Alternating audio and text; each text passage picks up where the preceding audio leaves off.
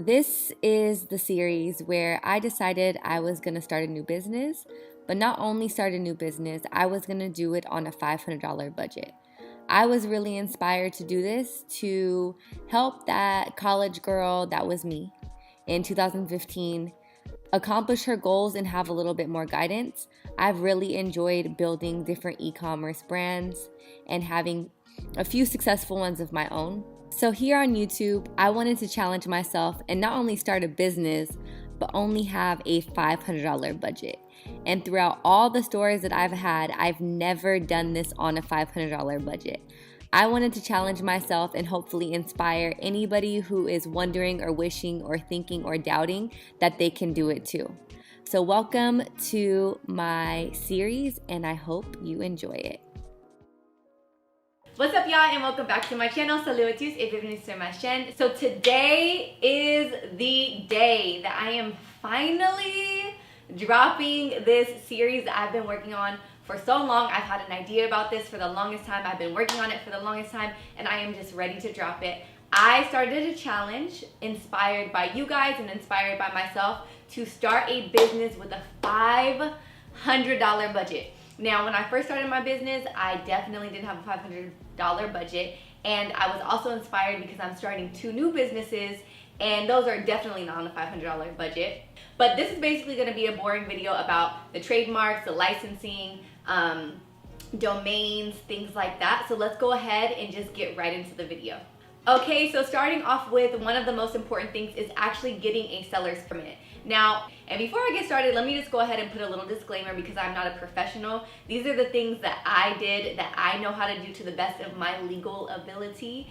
So if you guys are not in California, or you guys are in California and you guys are taking this isn't an advice video, this is a how I did it video. So just take everything that I say with, a little grain of salt and do your own research. But first things first for me is getting a seller's permit so that I can actually buy merchandise to sell. How you get a seller's permit is going to cdtfa.ca.gov. Now, this is where you get a seller's permit in California, and then from there you're going to go to permits and licenses. And then from there you're going to click register online. And then under the register tab you're going to click new. And then you're going to click business activity or location.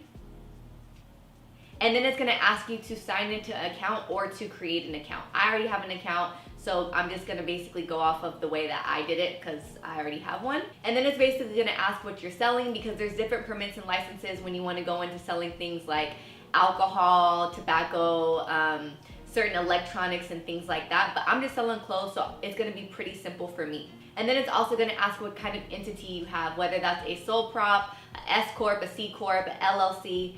When I started out as an individual. It's also going to ask you for your social security number, your ID, your visa, your military ID, or your passport. And then you're basically going to fill out the rest of your information.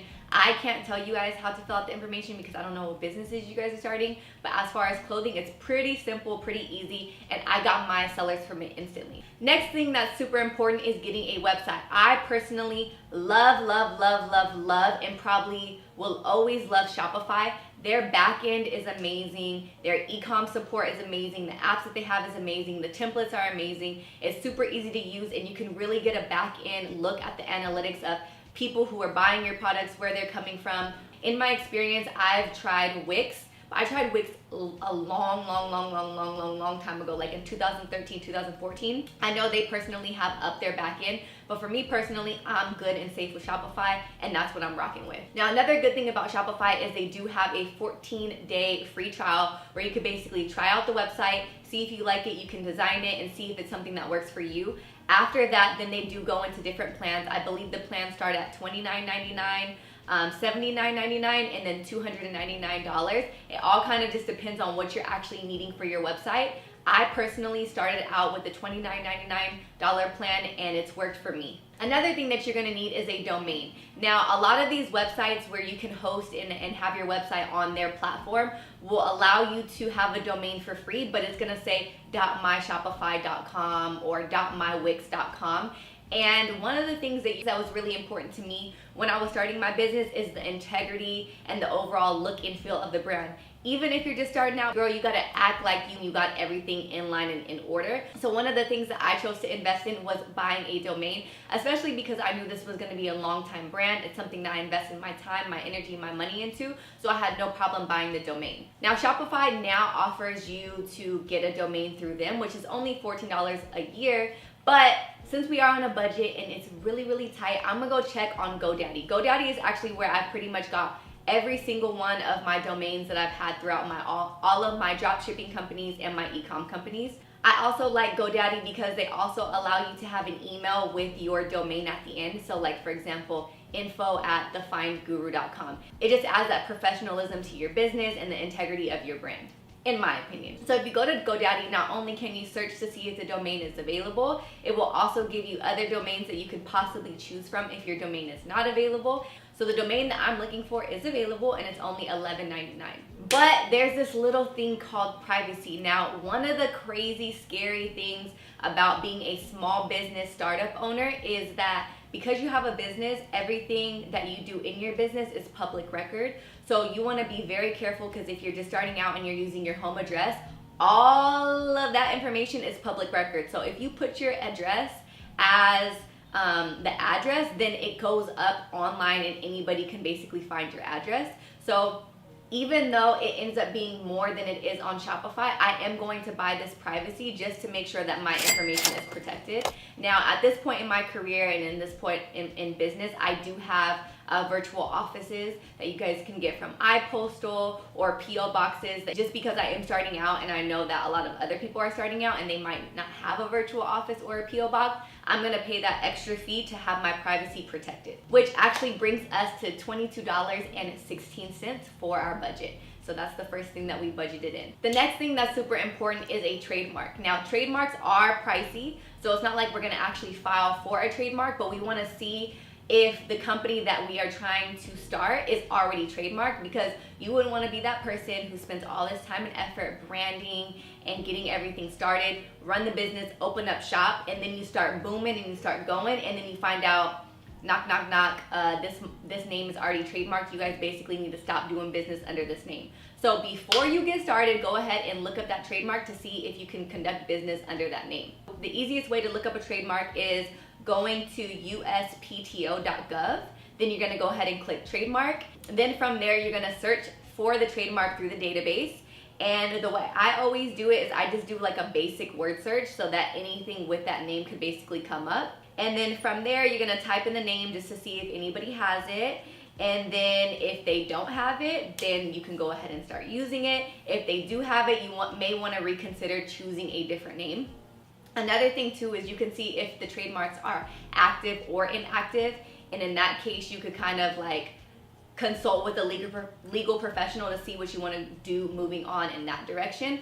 But my biggest thing for me personally in choosing these brands, I personally always wanted to check beforehand, even if I couldn't afford a trademark at that time, because I wouldn't want to be that person, like I said, who starts a brand, doesn't look up the trademark, it ends up booming, and then somebody comes knocking on my door talking about that that's their company and I can't use it. Now, another good thing with trademarks is there's different classes of trademarks. So if you open up a company called Rosewater Ivy and it's under the class of clothing, if somebody chooses to open up Rosewater Ivy under like spas or services, then in that case, because it's under two different classes, there is a chance that your trademark would get approved. Once again, that's something that you would have to consult with a legal professional, but I'm just giving y'all a little bit of game on that. So just do that before you get started. The next thing that you want to do, which is basically going to be the bread and butter of this business, is open up an Instagram account and a Facebook account. So the number one thing that's most important is actually Facebook and not Instagram, because Facebook actually has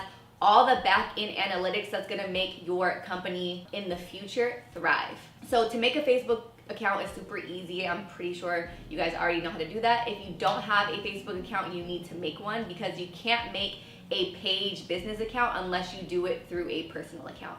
So first, make a Facebook account. Then you're gonna wanna click in the corner and click create.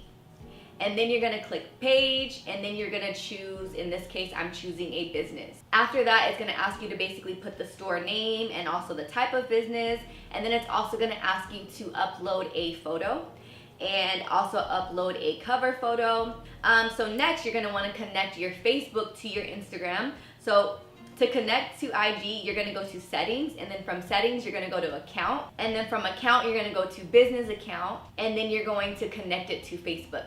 Most of the time, if you have these within the apps, then it kind of automatically connects, but I'm gonna just put a screen recording so that you guys can see exactly what I did. The reason why Facebook is actually more important in this case than Instagram is because there's something golden called the Facebook Pixel. Now, the Facebook Pixel basically tracks every single person that goes to your site and is able to tell you their buying behavior, certain demographics, things that they're liking, things that they're clicking, things that they're adding to their cart, things that they've gone all the way to checkout and then they stop and they abandon their checkout, things that get the most clicks, things that get the most hovers.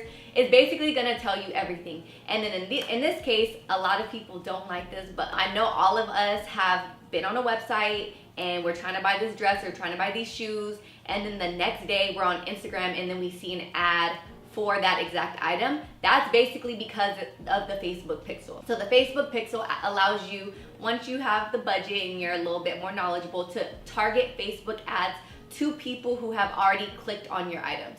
So this Facebook Pixel is important. So to get this Facebook Pixel, you are going to go to the Business Manager. And then from the Business Manager, you're gonna go to the top of the 3 lines and then go to Pixel. Then you're gonna create a pixel because you don't have one. This is a new Facebook account, new business account.